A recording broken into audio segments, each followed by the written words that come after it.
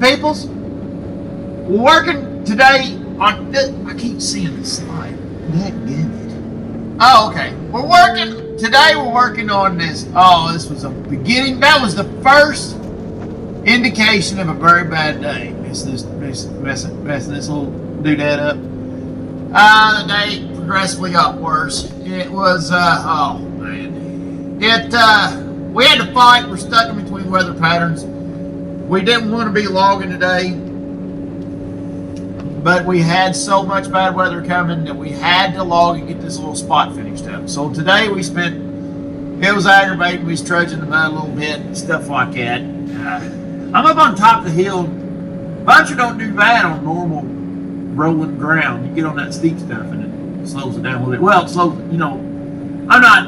I ain't done modifying on it and stuff. We just now found all the leads, I think. But, so, and I got a lot to learn on operating it too. That's always that factor. I'm trying to lay these out. Stevie's right on my butt all day. Some of them, I did get some comments on the video I done the other night why don't you organize them trees better when the idea for the den for laying out for the den is to leave them enough room between them where Stevie's got room to work.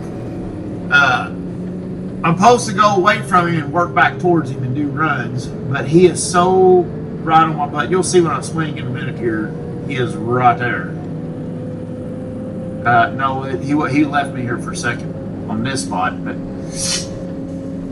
we spent all day, and I had a bunch of hand cutters to do. Not a bunch of hand cutters, but a fair amount of hand cutters to do. And I just had to leave the hand cutters and then come back and get them. So we did this little spot out this steep hill. You see where it starts getting steep.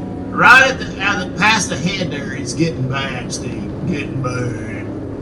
And then from there out to the road where you'll see I get right close to the road up there in front of the head up there, out there ways. It gets pretty gnarly. But then what I do anyways is I do all the hand cut or the gun buncher cutting. And then when we get to the end of it, I try to get to the end of it and stuff, and I get the chainsaw and the cable skidder, and I come back through and I do all the hand cutters. I end up having a real bad situation before the day's over. I end up getting a tree on the buncher twice, which you may or may not have seen what it caused. But I got a tree on the skidder bad. I bent the crap out of the fender on the skidder. And I still, at this point where I'm editing this, I still ain't got it fixed. Now, I dumped this tree down that hole, I realized. It had enough head weight on it. I couldn't keep from it. But I pulled some of it out. That's just a deep ravine there. And I don't know how steep that spot is right there where the top's laying, but I couldn't see it from the camp. I couldn't see the hillside.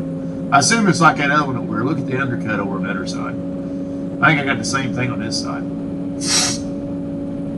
And some of you is going on about the last video, or about the video the other day about, I was on that steep hillside. I spooked myself a little. This ground is on your way, if you can drive down and climb out, but now listen. This ground is sand ground. It's wet sand ground. You would not believe. I've done slid off a hill 3 or 4 times on this thing, a Cadillac. So anyways, when I got to the spot over there where that steep, where I ran off, I was steep going down to it, but then I went to the sheer edge here. But this son of a, it's odd, it's weird.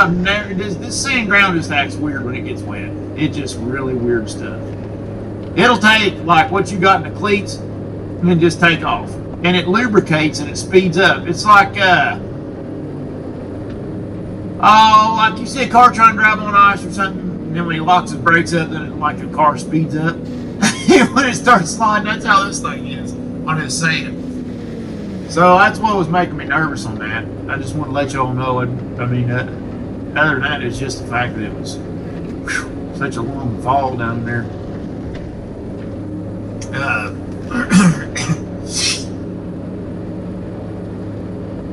But I'm up on top of the hill knocking this low grade down. I get down here in the White Oak, and I get plumb aggravated at myself. I pulled fibers on the white oak trees and everything. Now with that other cutter, you know, I should have hand cut every one of them white oak trees, but I was not slowing down to do that. We barely got what we needed to get done that day with all the stuff I buncher cut. So I could imagine slowing down doing them white oak trees, we wouldn't have got done that night. And we had to get this done, and Big Daddy had to get his finish work done. We had to close her up before the winter come.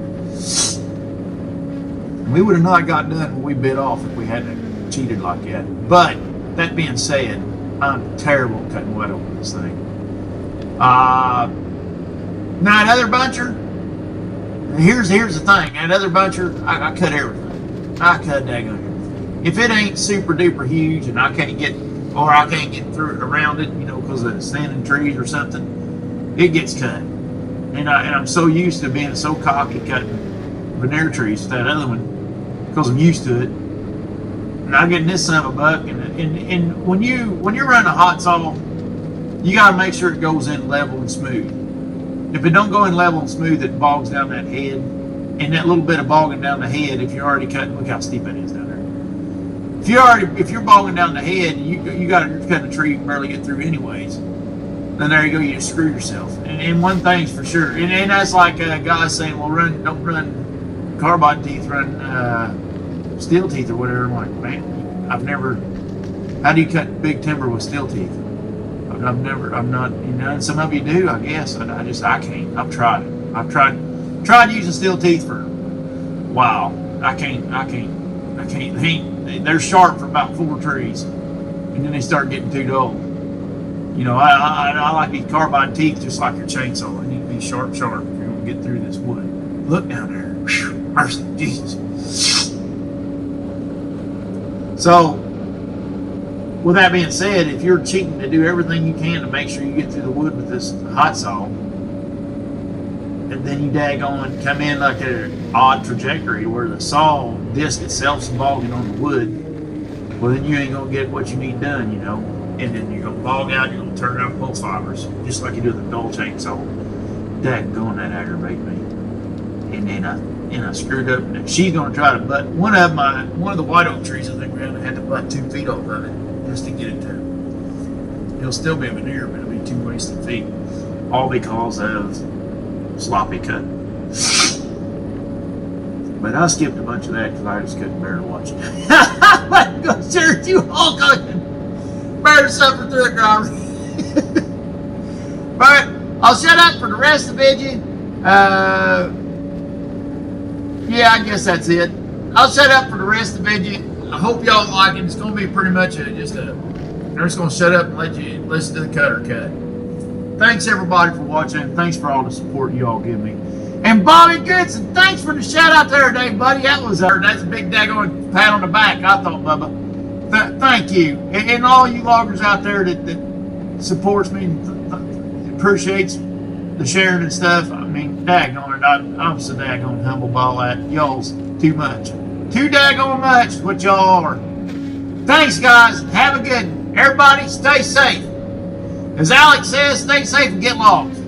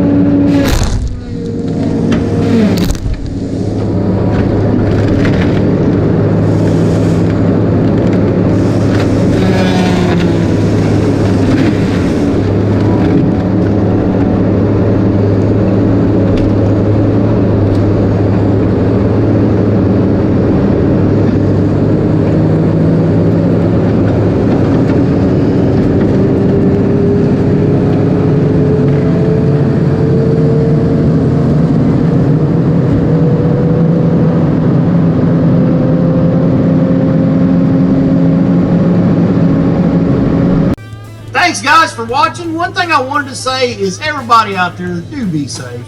Please. We all got to go home at the end of the night. There's other people relying on us, and let's not forget that. Thanks, everybody. Have a good one. Hey, guys and gals, don't forget to go to logyourway.com for all your Log Your Way gear. Thanks.